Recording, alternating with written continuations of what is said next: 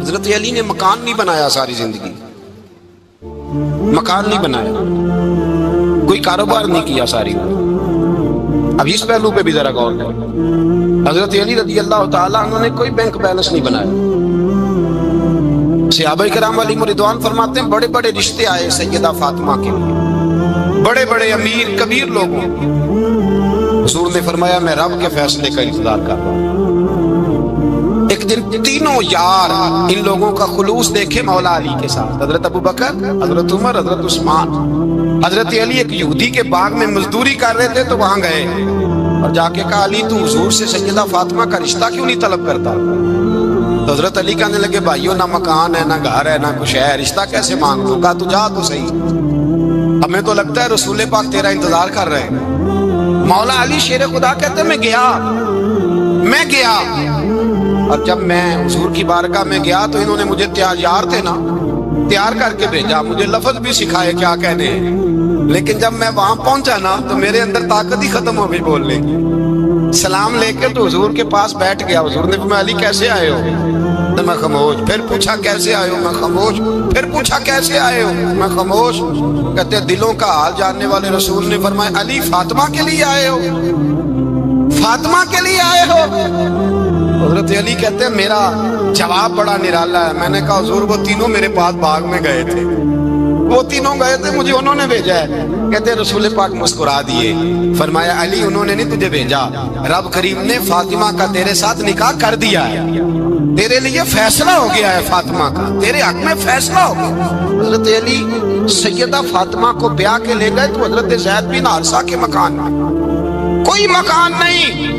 وہ بھائی تو دولت دیکھ کے بیٹی کی شادی کرتا ہے، سرمایہ دیکھ کے پھر دعا کراتا ہے، دعا کریں اللہ میرے داماد کو ہدایت دے دے۔ میرے رسول نے بیٹی کی شادی کی تقوی دیکھ کے، پرہیزگاری دیکھ کے، دینداری دیکھ کے اس شخص کو بیٹی دی جو السابقون کے درجے میں شامل، جو ان الذین آمنوا وعملوا الصالحات اولئک هم خیر البریہ کے درجے میں شامل، ان کو اپنی بیٹی دی۔ حضرت علی شیر خدا رضی اللہ تعالیٰ عنہ فرماتے ہیں کہ سیدہ فاطمہ الزہرا کو میں بیاہ کے لایا، سارے گھر کے کام حضرت فاطمہ نے کیے، میں مزدوری کرتا 2 گھنٹہ یا 1.5 گھنٹہ، زور سے اثر کے درمیان کام کرتے، 2 کلو کھجوریں ملی تو مولا علی نے اٹھا کے اپنی کمر پہ رکھی۔ باغ کا مالک کہنے لگا علی تھوڑا کام اور کر لو، فرمایا 2 کلو ہو گئیاں بڑی ہیں، 1 کلو میرے بچے کھائیں گے، 1 کلو مدینے کے غریب بچے کھائیں گے۔ تو کہا علی کل کیا کرو گے؟ فرمایا کل جو رب زندگی دے گا وہ روزی بھی دے گا۔ تو بندہ مشورہ دینے لگا، مشورہ بھی ہوتا ہے نا قریب سے، مشوروں والے بھی بڑی خرابی کرتے ہیں اللہ ماشاءاللہ۔ کہا علی جائز پیسے کو کٹھے کر لینے چاہیے، کیا حرج ہے، جائز کٹھے کر لیں۔ شیر خدا نے ایک جملہ کہا پر شیروں جیسا کہہ دیا۔ حضرت علی فرمانے لگے مال حرام ہو تو عذاب ہوتا ہے، حلال ہو تو حساب ہوتا ہے، لہذا نہ میں عذاب والا کام کرتا ہوں نہ حساب والا کام کرتا ہوں، میں کٹھے ہی نہیں کرتا، نہ بندہ حساب کے چکر میں پڑے نہ عذاب کے چکر میں پڑے، میں اس رستے جاتا ہی نہیں۔ مولا کائنات شیر خدا۔ اور بھائی حضرت سیدنا ابو ہریرہ رضی اللہ تعالیٰ عنہ فرماتے ہیں میں جب اس بات کو یاد کرتا ہوں تو آج بھی رو پڑتا ہوں۔ کون سی بات؟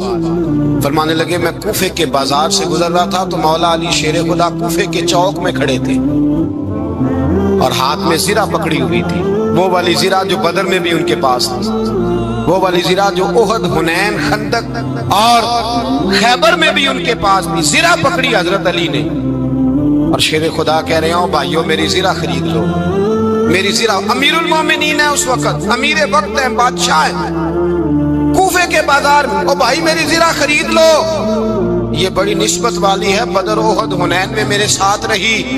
اور شیر خدا فرماتے کیا ہیں؟ فرماتے ہیں جب علی نے یہ لفظ کہے تو میری چیخیں نکل گئی۔ حضرت علی فرمانے لگے اگر میرے پاس نیا تامت خریدنے کے پیسے ہوتے تو میں اسے کبھی نہ بیچتا، نیا تامت خریدنے کے پیسے ہوتے تو میں کبھی نہ بیچتا۔ حضرت علی رضی اللہ تعالیٰ عنہ نے وہ زندگی گزاری، با پردہ، پرہیزگاری، درویشی، سادگی، ساری زندگی کسی کا شکوہ نہیں کیا مولا علی، بلکہ اعلیٰ حضرت فاضل بریلوی رحمۃ اللہ علیہ کے خلیفہ مولانا ظفر الدین بہاری، انہوں نے ایک عجیب بات لکھی ہے، کہتے ہیں حضور معراج پہ گئے تو وہاں سے ایک جبہ لائے، ایک کمرے میں داخل ہوئے، جنت کے کمرے میں صندوق کھولا سرکار نے، ایک جبہ نکلا تو کہا اللہ میں لے جاؤں؟ تو رب کریم نے فرمایا بھی مجھے پتا ہے تو لے کے جائے گا پر پہننے کا نہیں، کسی نہ کسی غلام کو دے دے گا۔ کہا مولا وہ تو پھر تیرا فضل ہے۔ رب کریم نے فرمایا محبوب اسے دینا جو میرے راز تک پہنچ جائے، اس کو دینا جو میرے راز تک پہنچے۔ حضور جبہ لے کے آئے۔ علامہ بہاری علیہ رحمہ لکھتے ہیں کہ نبی پاک صلی اللہ علیہ وسلم نے حضرت ابوبکر صدیق کو بلایا، فرمایا جبہ بڑی برکت والا ہے، اسے پہن کر بڑی برکت ملے گی، اگر میں تجھے دے دوں یہ جبہ، اگر تجھے دے دوں تو کیا کرے گا؟ تو حضرت ابوبکر کہنے لگے حضور ساری دنیا میں سچ پھیلا دوں گا۔ حضور نے فرمایا نہیں تو اللہ کے راز تک نہیں پہنچا۔ حضرت عمر کو بلایا، کہا فاروق اعظم اگر آپ کو دے دوں تو کہا حضور عدل سے بھر دوں گا ساری کائنات۔ فرمایا بات تیری ٹھیک ہے پر راز الہی تک نہیں پہنچا۔ عثمان اگر تمہیں دوں تو جناب عثمان غنی رضی اللہ تعالیٰ عنہ عرض کرنے لگے حضور اگر مجھے ملا تو میں حیا کی چھاؤں کر دوں گا، ہر جوان ہر بچی کے لیے حیا کے فیصلے کروں گا اللہ تعالیٰ کی دی ہوئی طاقت سے۔ حضور نے فرمایا بات تیری بڑی خوب ہے پر تو مراد تک نہیں پہنچا۔ میرے رسول نے مولا علی کو بلایا، پاس بٹھایا، فرمایا علی اگر یہ جبہ تجھے دوں تو کیا کرے گا؟ حضرت علی نے آنکھ کھول کے حضور کا چہرہ دیکھا، عرض کرنے لگے محبوبہ اگر مجھے مل گیا تو میں اللہ کی مخلوق کی پردہ پوشی کروں گا، میں رب کی مخلوق کی میں پردے ڈالوں گا مخلوق کے عیبوں پر، میں چھپاؤں گا اس جبے کی برکت سے۔ حضور کی آنکھوں میں آنسو آئے، فرمایا تو رب کے راز تک پہنچا ہے، جبہ تیرا ہی بنتا ہے، تو پہنچا ہے اللہ کے راز تک میرے حبیب۔ حضرت علی المرتضیٰ فرماتے ہیں سیدہ فاطمہ نے کبھی مجھے کوئی کچھ کہا ہی نہیں، کبھی فرمائش ہی نہیں کی۔ ایک دن بیمار ہو گئی تو کہنے لگی، میں قریب بیٹھا تو میں نے کہا فاطمہ زندگی میں تو نے کبھی کچھ نہیں مانگا، اور عزت والے باپ کی عزت والی بیٹی، میرا دل کرتا ہے کوئی فرمائش تو کر دو۔ تو حضرت فاطمہ کہنے لگی علی اگر ایک انار مل جائے نا، اگر ایک میرا دل کر رہا ہے اگر ایک انار مل جائے، ایک انار مل جائے تو طبیعت چاہ رہی ہے انار کھانے کو۔ مولا علی شیر خدا فرماتے میں گیا ایک انار خریدا بازار سے، 1 دینار تھا میری جیب میں، انار خرید کے جب واپس پلٹا نا تو کہتے ایک بوڑھا شخص، ہونٹوں پہ کمزوری، آپ فرماتے ہیں میرے باپ دادا کی عمر کا، لڑکھڑاتے اس کے ہاتھ اور کہنے لگا علی میں بھوکا ہوں کئی دنوں کا۔ حضرت علی فرماتے ہیں میرے پاس بھی وہ 1 دینار تھا جس کا انار آ گیا، کہتے میں نے اسی وقت وہ انار نکالا اس شخص کے ہاتھ میں رکھا، بوجھل قدموں سے جب میں اندر داخل ہوا نا تو پاک رسول کی پاک بیٹی، عزت والے نبی کی عزت والی بیٹی، صبر والے محبوب کی صبر والی بیٹی، کہتے ہیں جب میں نے اپنا قدم اندر رکھا دروازے کے تو فاطمہ نے میرا اترا ہوا چہرہ دیکھا تو کہنے لگی علی پیسے اللہ کے راستے میں دے آئے ہو، خیرات کر رہے ہو؟ حضرت شیر خدا رضی اللہ تعالیٰ عنہ فرماتے ہیں میں فاطمہ کی طرف دیکھا تو میں حیران ہو گیا، میں نے کہا فاطمہ تجھے؟ کہنے لگی مجھے یقین ہے آپ انار لینے گئے تھے، آپ نے خرید بھی لیا تھا، اور مجھے پتا ہے علی میرے ساتھ بے وفائی ہو ہی نہیں سکتی، یہ کسی سوالی نے مانگ لیا ہوگا، علی آ جا، مجھے انار کھانے سے وہ سکون نہیں ملا جو تو اللہ کے راستے میں دے آیا ہے تو سکون ملا ہے، کھانے سے نہیں ملا جو تیرے دینے سے ملا ہے۔ مولا علی کہتے ہیں صبر کر کے میاں بیوی بیٹھ گئے تو دروازے پہ دستک ہوئی، کہتا میں اٹھ کے دروازے پہ گیا تو حضرت سلمان فارسی دروازے پہ کھڑے تھے، انہوں نے نا 9 انار مجھے دیے، کہنے لگے نبی پاک نے بھیجے ہیں، یہ 9 انار ہیں نبی پاک نے بھیجے ہیں۔ تو حضرت علی شیر خدا فرمانے لگے ہمارے نہیں کسی اور کے ہیں، ہمارے نہیں کسی پڑوسی کے ہیں، دائیں بائیں دیکھ لے، کہنے لگے نہیں تمہارے ہی ہیں، فرمانے لگے نہیں میرے ہوتے تو 10 ہوتے، اس لیے کہ اللہ فرماتا ہے من جاء بالحسنۃ فلہ عشر امثالھا، تم ایک نیکی کرو گے میں 10 کا اجر عطا کروں گا۔ فرمایا میرے ہوتے تو 10 پورے ہوتے، اللہ رسول نے بھیجے، اور میرا یقین کمزور ہو سکتا ہے، میرے ہوتے تو 10 ہوتے، یہ 9 ہے۔ حضرت سلمان فارسی نے جیب میں ہاتھ ڈالا، 10واں بھی نکالا، کہا علی تیرے 10 ہی تھے، میں تو تیرا امتحان لے رہا تھا، 10 ہی تھے تیرے۔ یقین کی دولت زنجیریں کاٹ دیتی، یقین کی دولت انسان کو نواز دیتی۔ جب تو لڑکھڑاتا ہوا آیا ہے، میرے نبی پاک نے فرمایا یوں نہ کہا کر کے یا اللہ چاہے تو دے چاہے تو نہ دے، جب مالک سے مانگ تو کہا کر یا اللہ تجھی سے مانگنا ہے، میں لے کے اٹھوں گا، تو مجھے دے گا۔ فرمایا جتنا تیرا یقین کامل ہوگا اتنا ہی اللہ تجھے جھولی بھر کے عطا فرمائے گا۔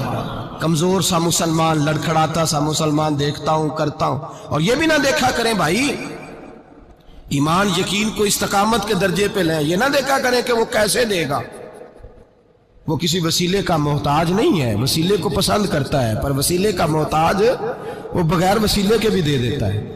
ہر آدمی ماں باپ کے ذریعے پیدا ہوتا ہے، اگر پیدا کرنا چاہے تو جناب عیسیٰ کو بغیر باپ کے پیدا کر دیتا ہے، اگر پیدا کرنا چاہے تو حضرت آدم کو بغیر ماں اور باپ کے پیدا کر دیتا ہے۔ جب یقین رکھیں، یقین، قرآن مجید پڑھیے، حضرت موسیٰ علیہ السلام فرعون کے دربار میں کھڑے ہیں، چاروں جانب دشمن ہی دشمن ہے، جادوگر آ گئے، انہوں نے سانپ چھوڑے، حضرت موسیٰ کے ہاتھ میں ڈنڈا تھا۔ حضرت موسیٰ کہتے ہیں یا اللہ کیا کروں؟ تو اللہ تعالیٰ نے فرمایا اپنا عصا پھینک دو۔ کہنا چاہیے تھا نا کہ یا اللہ ایک ہی تو شے ہے، اتنے سانپ ہے، بچانے کے لیے ڈنڈا ہے وہ پھینک دوں؟ ڈنڈا پھینکا جاتا ہے، سانپ کو دیکھ کر کے قابو کیا جاتا ہے۔ یہ میرا اور آپ کا ذوق ہے نا، لیکن انبیاء کرام کا انداز ملاحظہ کیجئے میرے عزیزو۔ اللہ فرماتے ہیں ڈنڈا، اے موسیٰ ڈال دے اپنا عصا۔ پہلے نہیں فرمایا کہ سانپ بن جائے گا، فرمایا بس تو ڈال دے۔ میں اور آپ ہوتے ہیں تو سانپ سامنے ہے، ڈنڈا ہاتھ میں ہے، ہم کہیں گے عجیب بات ہے، یہی تو دفاع کی چیز ہے، اسی کو ڈال دوں تو بچوں گا کیسے؟ کہا ڈال دو، تو حضرت موسیٰ نے ڈال دیا، کہا میرے رب کا حکم ہے تو میرے لیے بہتر ہی ہوگا۔ اللہ فرماتے ہیں جب موسیٰ نے ڈالا تو میں نے اس ڈنڈے کو، اس عصا کو اژدہا بنا دیا۔ اب کبھی عصا بھی اژدہا بنے، کبھی چھڑی بھی بہت بڑا اژدہا بنی ہے، لیکن قرآن کہتا ہے جناب موسیٰ نے ڈالا تو اللہ نے اژدہا، بلکہ اس سے پیچھے چلیے، عورتیں کمزور یقین کی ہوتی ہیں نا، جناب موسیٰ پیدا ہوئے تو اللہ فرماتے ہیں میں نے موسیٰ کی ماں کے دل میں بات ڈالی، ماں کے دل میں، صندوق میں ڈال کے تو اس کو دریا میں بہا دے۔ اور بھائی صندوق میں کہہ سکتے ہیں نا آکسیجن کیسے جائے گی، اور دریا میں بچے بچنے کے لیے ڈالے جاتے ہیں کہ ڈوبنے کے لیے ڈالے جاتے ہیں؟ ماں کے دل میں یقین کمزور نہیں تھا اماں کا۔ انبیاء کے ماں باپ موحد ہوتے ہیں، دین کو ماننے والے، ماں کے دل میں اللہ نے بات، اللہ قرآن میں کہتے میں نے وحی کی، میں نے القاء کیا، میں نے بات ڈالی۔ حضرت موسیٰ کی ماں کہتی ہے میں نے ڈال کے نا سمندر میں بیٹا، میں نے سمندر میں بیٹا ڈال کے صندوق میں بند کر کے رب کے حوالے کیا۔ آپ فرماتے ہیں میرے مالک کا بھروسہ کیا تو پھر میرے مالک کا کام دیکھو، کمال دیکھو، میں نے دریا میں ڈالا، اللہ نے فرعون کے گھر میں میرے بیٹے کی پرورش کرا دی۔ یہ یقین کہ حضرت موسیٰ کے پاس قوم آئی، قرآن پڑھیے، کہ جناب پانی چاہیے، وَإِذِ اسْتَسْقَىٰ مُوسَىٰ لِقَوْمِهِ، موسیٰ نے اپنی قوم کے لیے پانی مانگا، ہم نے کہا فَانْفَجَرَتْ مِنْهُ اثْنَتَا عَشَرَةَ عَيْنًا، اپنا ڈنڈا پتھر پہ مارو۔ عقل والا آدمی ہوتا تو اڑ جاتا، کہتا یا اللہ پتھروں سے بھی کبھی پانی نکلا ہے؟ اضرب بعصاک الحجر، مارو پتھر پہ ڈنڈا۔ اللہ کے نبی نے منٹ نہیں لگایا، ٹھا کر کے ڈنڈا لگایا، فَانْفَجَرَتْ مِنْهُ اثْنَتَا عَشَرَةَ عَيْنًا۔ اللہ فرماتے ہیں جناب موسیٰ نے ایک عصا مارا، میں نے 12 چشمے جاری کر دیے۔ تو لے تو اللہ کرتا ہے، اللہ کہتا ہے پڑھ نماز روزی دوں گا، کہتا ہے سوچتا ہوں۔ اللہ فرماتا ہے آجا مسجد میں تیرا ہو جاؤں گا، کہتا ہے دیکھتا ہوں۔ رب فرماتا ہے تو میرے محبوب کی غلامی کر، میں تجھے محبوب بنا لوں گا۔ تو کہتا ہے تھوڑا بڑا ہو کے داڑھی رکھنی ہے، ابھی سیانا ہو کے میں ذرا سرٹیفکیٹ لے لوں اسرائیل سے کہ کتنے سالوں کے بعد آئیں گے، پھر شروع کروں گا۔ پروگرام بنا رہا ہے، ابھی تو ارادے میں ہے۔ اللہ کے پیغمبر کا ڈنڈا، اور اس سے زیادہ آگے بات ہو گئی، پیچھے فوج لگی ہوئی ہے فرعون کی، مجمع ہے، ہزاروں لاکھوں کا لشکر لے کے، تلواریں نیزے، فرعون پیچھے، آگے دریا آ گیا۔ حضرت موسیٰ علیہ السلام کھڑے ہیں، اب کدھر جائیں؟ اللہ پاک نے فرمایا مارو ڈنڈا۔ کہاں؟ پانی پہ ڈنڈا مارو۔ اب حضرت موسیٰ علیہ السلام پانی پہ ڈنڈا مارے تو پانی ابھرے گا، اس سے زیادہ کیا ہوگا؟ پہلے پتھر پہ ڈنڈا مروایا تو پانی نکلا، اب پانی پہ ڈنڈا مروایا، فَإِذْ فَرَقْنَا بِكُمُ الْبَحْرَ فَأَنْجَيْنَاكُمْ وَأَغْرَقْنَا آلَ فِرْعَوْنَ۔ اللہ فرماتے ہیں موسیٰ نے پانی پہ ڈنڈا مارا تو میں نے پانی میں رستے بنا دیے۔ ایک جگہ ڈنڈا مارا تو پانی نکل آیا، دوسری جگہ عصا مارا تو پانی خشک ہو گیا، 12 چشمے بن گئے، 12 رستے بن گئے دریا میں سے۔